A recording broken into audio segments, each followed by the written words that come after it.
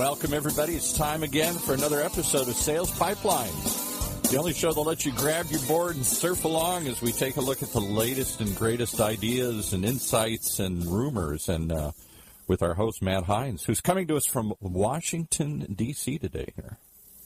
How you doing, Paul? I'm doing, maybe I shouldn't bring this up, but I have to as a journalist. You were a journalism major. I'm a journalist here at OC Talk Radio. I have to have you address the rumor that you're in Washington to secretly meet with the president, become his new economic advisor. Well, I was going to ask you, because you mentioned rumors that you were going to share. I don't know if apparently that's the rumor. No, that's not why I'm here, but thanks for asking. Okay. I am coming to you live from the business center of the Hilton Garden Inn here, just a couple blocks from the White House. There you go. Was in town for an event with Marketo that we just wrapped up earlier today, and heading back home a little later tonight, back to the beautiful Pacific Northwest, but not before we get another episode of Sales Pipeline Radio in the books. So thanks, everyone, very much for joining us today. We are here live every Thursday at 11:30 Pacific, 2:30 Eastern. The 2:30 Eastern, a little more relevant to me today. If you're joining us live, thank you so much. We got an amazing live audience that we actually do have, Paul. Every week they listen to us live. It's amazing. I know, and they want to know answers, so they tune in to hear about the latest. They're looking for rumors. We're going to have answers today for sure. For those of you that are joining us from the podcast, thank you for subscribing. You can get us at the Google Play and the iTunes Store. And every episode of Sales Pipeline Radio, past, present, and future, is available at salespipelineradio.com. Every week we are featuring some of the best and brightest minds in B2B sales and marketing, and today is no different. I'm really, really excited to finally get on the show. Manny Medina, he is the founder and CEO of Outreach.io, and we're going to be talking about sales and technology and moving from big companies to startups and a lot of great stuff. So, Manny, thank you so much for joining us today. Thank you. We're happy to have you back here in the Pacific Northwest. It's 40 degrees and raining, as it should be, in March. Oh, my gosh. From what I understand, once I get back starting, I think, Friday night into the weekend, we're supposed to have, mid-60s weather. And March at our house is Garden Infrastructure Month. This is the time when we're starting to build stuff out. We got spring training on the radio. It's just it's a good time to be had, and a good time to start to get outside a little bit more. But I want to talk a little more about what you guys are doing.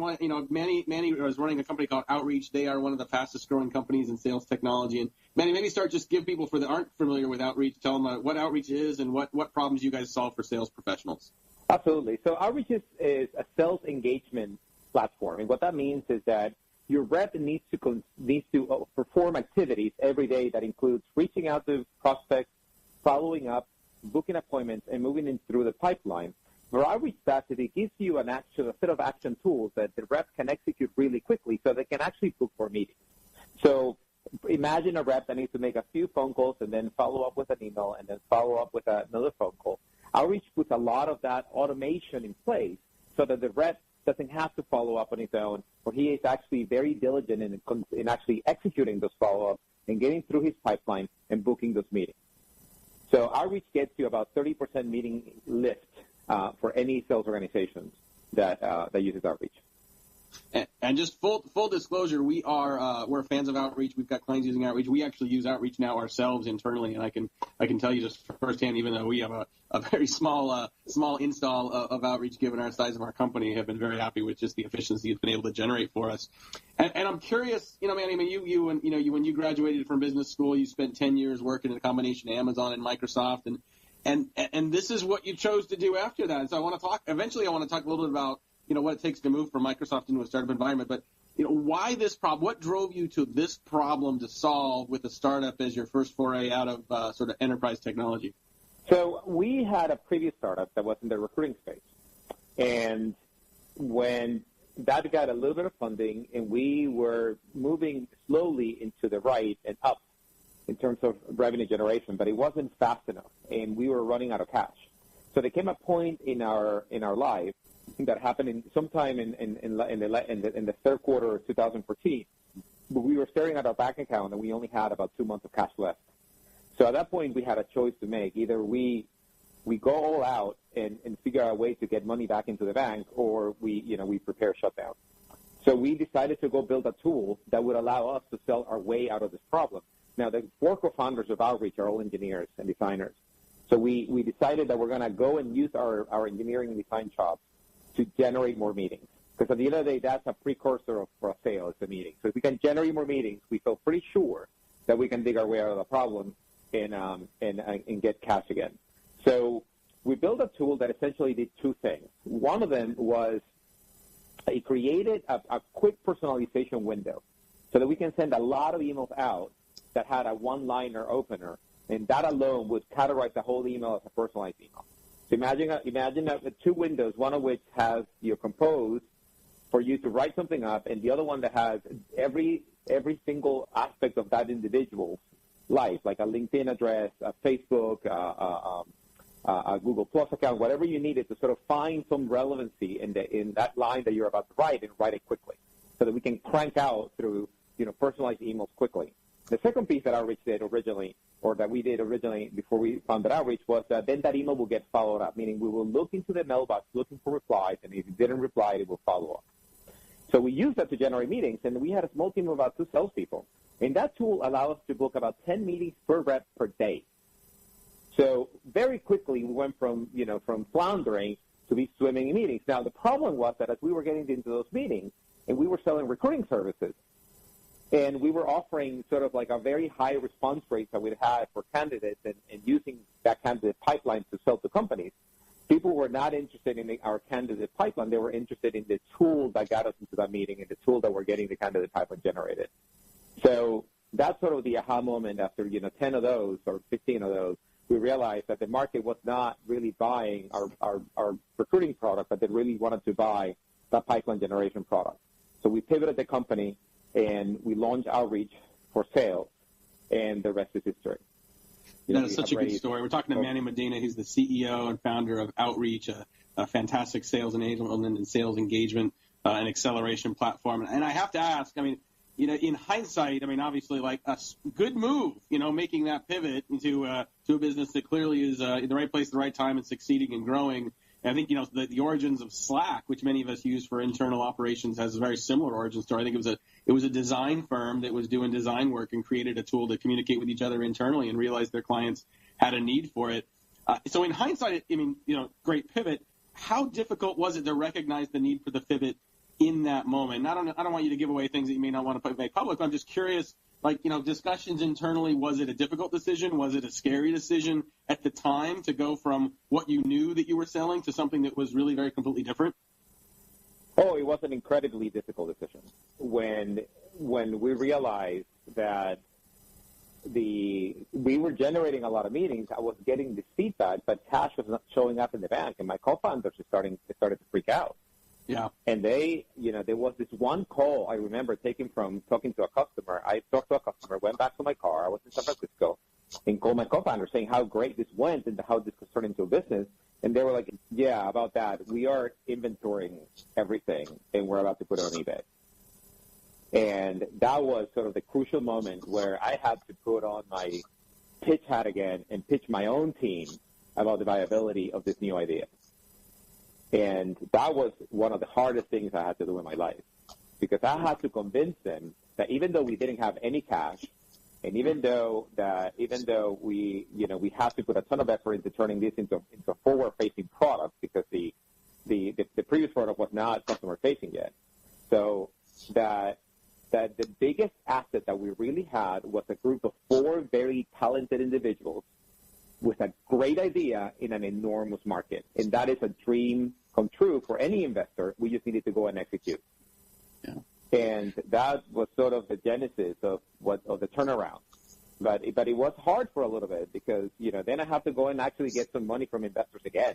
I'm telling them, remember that thing that we were doing before? Forget about that. We're doing this other thing. And it took a little bit for that to get going. But it was incredibly hard. Yeah, well, first of all, thank you for sharing that story. I think that's, you're opening up the kimono a little bit, things that not everyone sort of thinks about or has to experience, but I appreciate you sharing that. And, for those of you listening that haven't read the book, The Hard Thing About Hard Things by Ben Horowitz, it's, he shares a lot of stories similar to that where, sometimes in hindsight, you're like, wow, that business did really well and look at all these great successes and great choices. But some of those decisions are in the moment not exactly easy, and the reality of, your ambitions versus the cash in the bank that can allow you to do some of those things is, that's one of many hard thing about hard things. Talk a little bit about, on an extension of that, going from a big environment like a Microsoft. I mean, you were there for 10 years, running a bunch of different, organizations. How was it? What was it like transitioning from a company that's big, that's known with resources, to really starting over and starting from scratch in a startup? Was that a challenging transition? And what are some of the keys you'd recommend for other people that may be thinking about making that transition to be successful as well? That's a great question, Matt. I think the biggest transition pain that I had going from Microsoft to my own company was the fact that at any company of any size that has been around for a while, you have a brand name. Even if your brand name is not big, Microsoft's brand name was like one of the top 5 brands in the world. So there was no meeting that people wouldn't take with me. There was no, like I was selling Windows Phone, right, to carriers, and anybody would I would email anybody or call anybody, and they would take my meeting. So, and the second, that was not the case at Outreach. And actually, that's the reason why we invented Outreach, because you have to follow up. You have to find a way to get through the door. You have to try many different people and avenues within the account to actually get a crack, open the door a crack so that you can get in. And that was the hardest thing. That was a lot of humble pie that I had to eat there. The second piece was that when you're at a big company that is doing relatively well, you are insulated from the vagaries of the market and the vagaries of failure. And failure that can kill you. And Microsoft, Microsoft can buy a company worth $200 million, burn it to the ground, and move right on. We don't have that kind of luxury. So we have to be right a lot more than we have to be wrong. And when you come out of Microsoft, you come out thinking, or out of Amazon or any big company, you come out thinking that you're never wrong because you've seen success around you the entire time. And when you go into a startup, failure becomes a daily thing. And you have to get used to it, and sort of learning how to fail fast, how to fail smart, how to learn from the failure and get back up again, use the failure to your advantage. That was the biggest learning and biggest transitioning point of me coming out of Microsoft into our own environment. Yeah, that makes a lot of sense. I mean, someone told me once that they'd spent a lot of time at Microsoft and went into a startup, and they said one of the biggest differences is when you're in a big company, you can spend more time focused internally, and you've got enough gravity momentum in the business. Sometimes that works out. When you're at a small company, when you're starting from scratch, you have to focus externally, and your decisions all carry more weight. And I think that knowing that and making that transition can be a challenge for some folks. Well, hey, we're gonna have to take a quick break here, pay some bills. We'll be back with more with Manny Medina. He's the CEO and founder of Outreach. We're going to be talking a little more about sales technology and understanding when it helps, when it hurts. Talk about growing a business rapidly with integrity and keeping your values intact and much more. Thanks for listening. We'll be right back on Sales Pipeline Radio. In a world where the speed of innovation and change in B2B marketing has never been greater, the only thing bigger is the need for clarity, for a blueprint, for a guide to what's really working. And how about a way to apply it specifically today to increase sales pipeline growth, velocity, and most of all, conversion? That's what you'll find in the Modern Marketer's Field Guide. And amazingly, you can download it for free. HeinzMarketing.com, just like it sounds, HeinzMarketing. It encompasses the entire sales and marketing cycle, but in quick bursts with lots of specific, actionable ideas, strategies, tactics you can put to work right away, like today. The loaded table of contents helps you narrow in and tackle a problem. And it's something you can come back to over and over again as a reference guide. Why not download your free copy of the Modern Marketer's Field Guide? It's free. HeinzMarketing.com, just like it sounds. HeinzMarketing.com. All right, back to Matt and his guest from deep within the belly of the beast, inside the Beltway. Inside the Beltway, the belly of the beast. It is a nice day here, but freezing as I look out the window and see everyone walking by with their stocking caps. It may be spring training, it may be warmer weather somewhere, but definitely not here, not yet. But thank you very much, everyone, for joining us, coming back to Sales Pipeline Radio. We have some great guests coming up over the next couple weeks. Next week, we will have Jonah Kai Hancock. He is the Vice President of Marketing at Tune, a great little startup in Seattle. We're going to be talking about marketing technology and a little bit of account-based marketing. They have They're one of the most aggressive adopters of sales and marketing technology that we know, and they've got a pretty interesting framework for how they not only evaluate technology but also ensure its success inside organizations. So excited to have Jonah Kai. And then following week, we have Allie McPhee. She is the founder and CEO of a company called Stick. She is integrally involved in their sales process. She is also an improv specialist. She's taking classes and doing a lot of improv work. So we've been talking about the intersection of improv, startup sales, and the role of improv skills in the sales process as well. So much more coming up on the next couple of weeks of Sales Pipeline Radio. More today with Manny Medina. He's the CEO of Outreach. And full disclosure, we are a Outreach user. We are a happy Outreach user. It's amazing how quickly, once we got it on board and got it integrated, it's amazing how quickly it just became part of our process and part of the way we're sort of helping to get more engagement from prospects and as well as from customers and partners. It's been fantastic.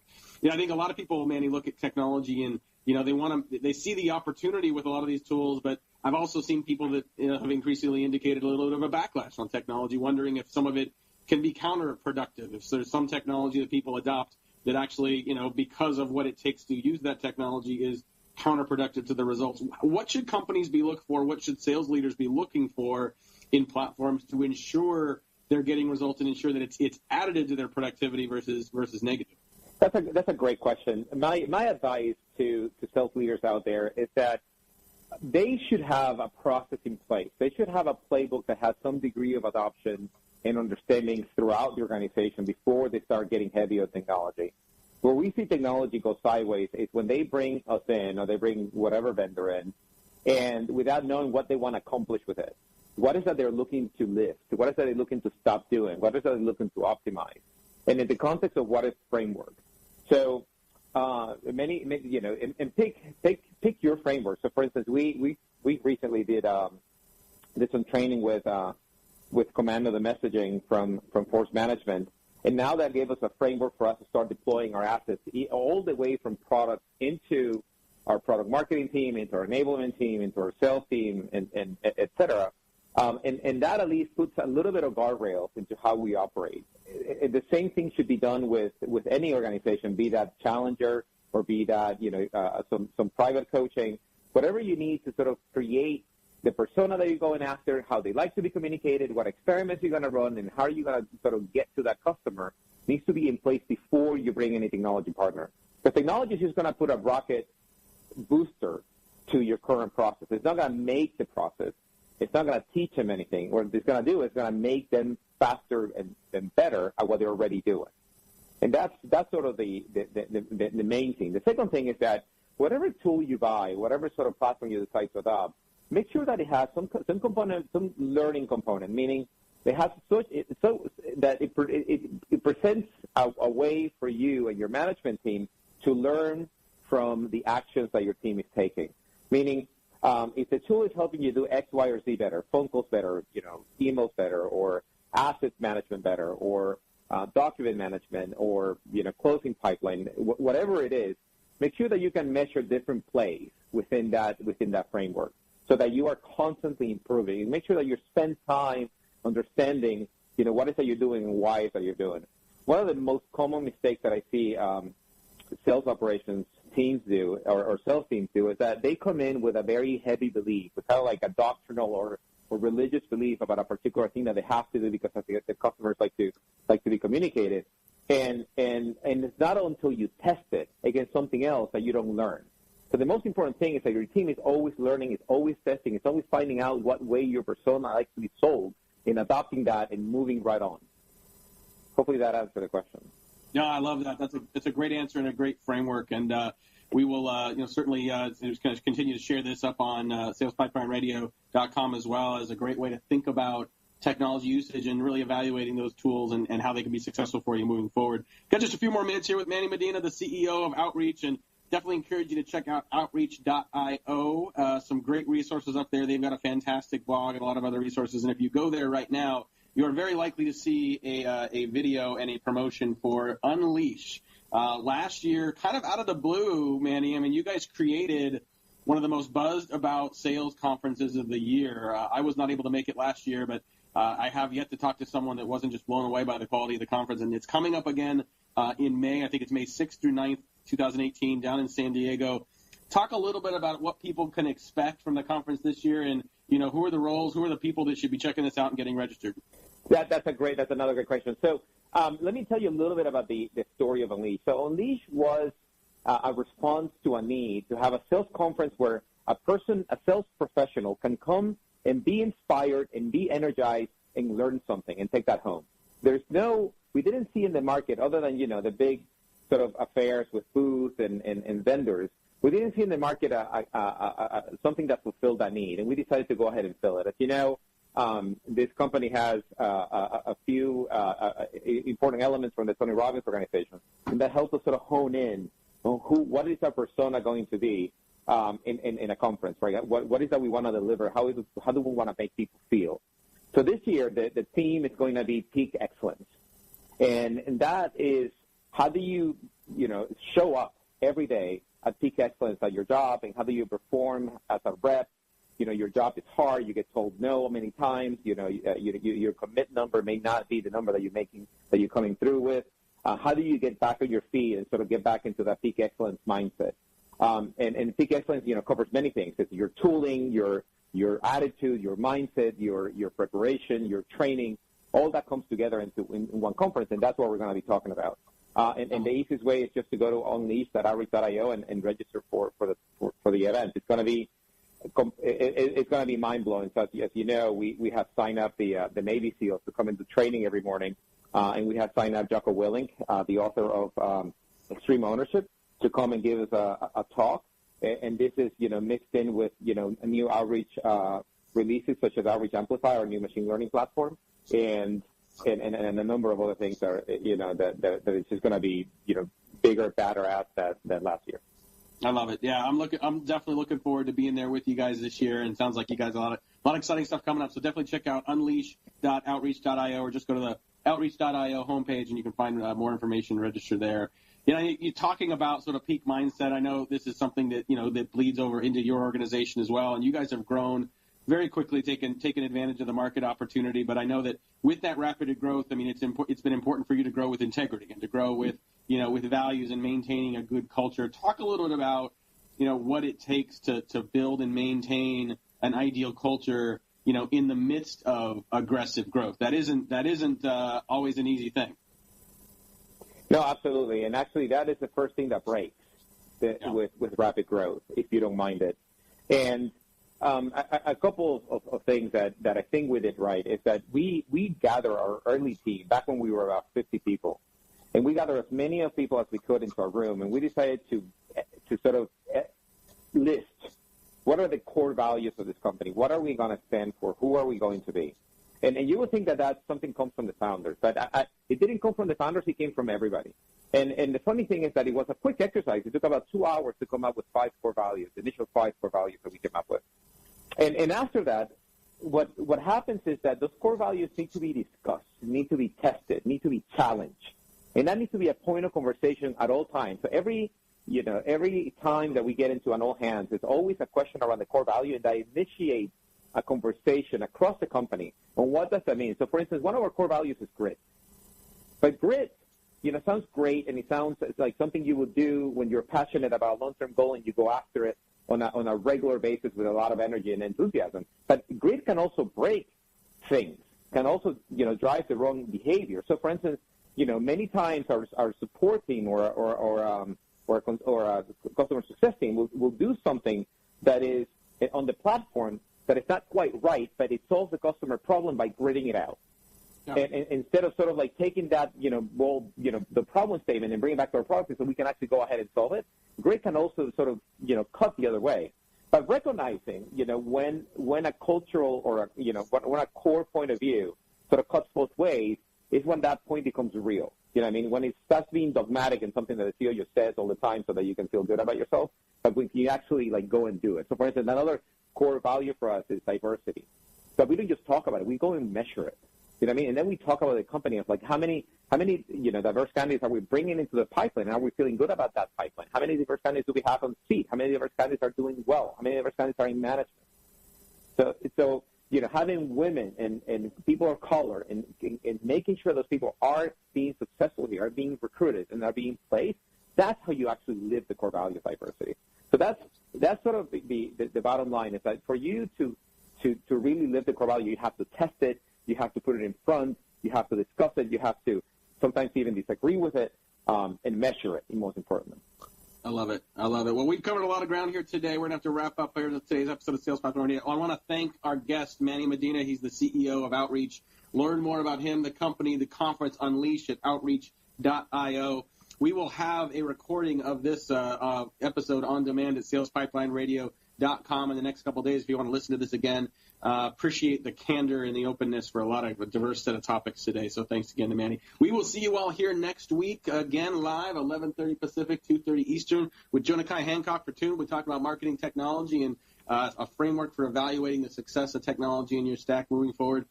For today, for my great producer, Paul, this is Matt Hines. Thanks so much for joining us. Sales Pipeline Radio.